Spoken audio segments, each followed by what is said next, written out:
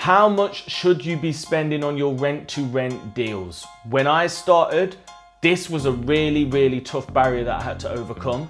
And I thought it would be really useful if I broke down my 5-step system of establishing how much I should invest in these deals. If you're brand new, every single week, 2 new videos on all things rent-to-rent, HMO, serviced accommodation, BRRRR, you name it.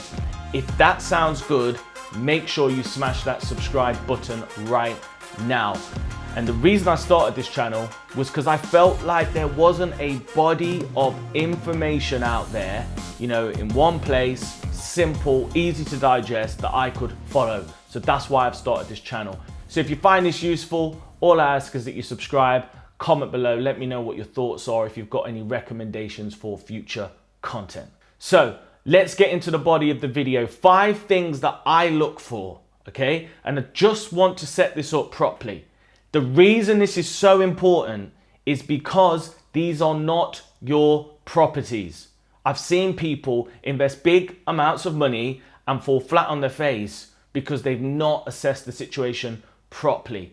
So that's why it's so important to get this stuff right. Please, whatever you do, don't go mental and get carried away and throw all your money into a property you do not own, okay? And before I get any further, disclaimer, this is not advice, these are just my opinions and it's just my experience, okay? That's all. Number 1, length of agreement. If you've got a 5-year agreement, you might be willing to invest more money in the deal because you've got longer to control the property and therefore make your money back and cash flow. On the other hand, if you've only got a property for a year or 18 months, you don't want to be spending thousands because it's not going to be worth it. And the last thing you want to do is spend 18 months working on a deal to only break even. Now, what I would say is I have done shorter term agreements, but only when I don't have to spend anything. So I had a deal that all I had to do was buy a tumble dryer. Yeah, it's fine to take that on for 18 months, no problem. Number 2 is your relationship with the landlord. What is your gut telling you? Is this a landlord that is generally going to be hands-free and wants the cash flow for the next 5 years? Or is this a landlord that wants to get break clauses and terminations and, situations might change? And you want to ask them the question like, what are your long-term plans?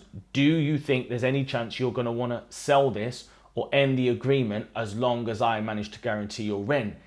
If you get a bit of a feeling that, they're not 100% in it, be careful about spending too much on the property. Be careful, that's what I'm saying. Because I've had landlords and I could just tell after 18 months, 2 years, they're getting a bit fidgety. And that's probably where I made the mistake and should have asked them the question and established where they were at.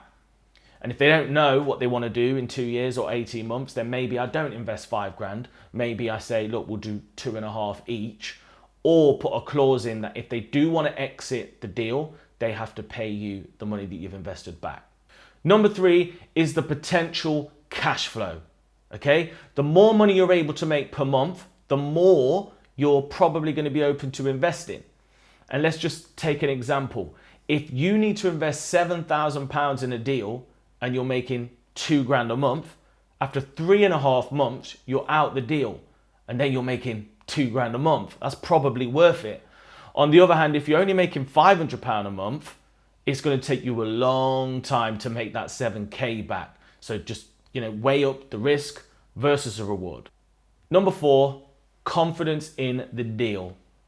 The more confident I am, the more willing I am to invest a higher amount, okay? So if I know an area or if I've got a property down the road and I've seen the results I'm getting, then I'm more likely to sort of put my money where my mouth is and invest. Now, if you're brand new, you may not be that confident on your first deal. But all I would say in that situation is just do your due diligence, speak to local investors, look at the competition, look at the area, and then you're going to have to make a judgment call. If you're finding this content useful, you know what to do. Smash the subscribe button and comment below with any questions you've got. I check every single day. Last but not least, and it's a key one, how much capital have you actually got access to?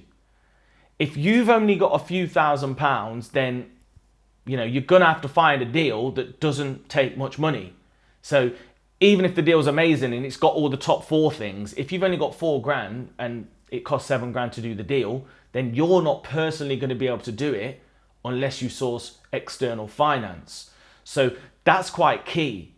If I've got 25 grand in the bank and I need to spend 7, then I'm probably more inclined to do so.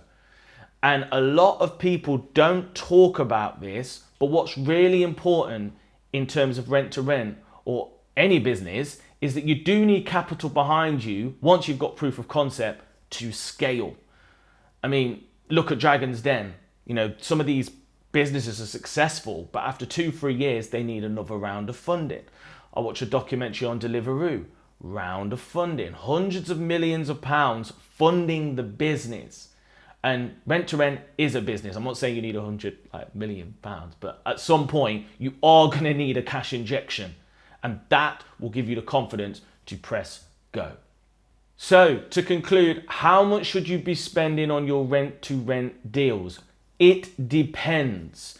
As a rule of thumb, I like to break even in under 6 months, like maximum. And what I really like is when it's under 3 months. But in terms of the logistics and the things to consider, those 5 tips should be able to guide you and help you. And whatever you do, this is key. This is key. Please do not start putting new kitchens, new bathrooms, and loads of money into these properties that you don't own, because you can lose a lot of money, all right? I hope you found this video useful. If you want more of this, hit the subscribe button, and I'll see you in the next video.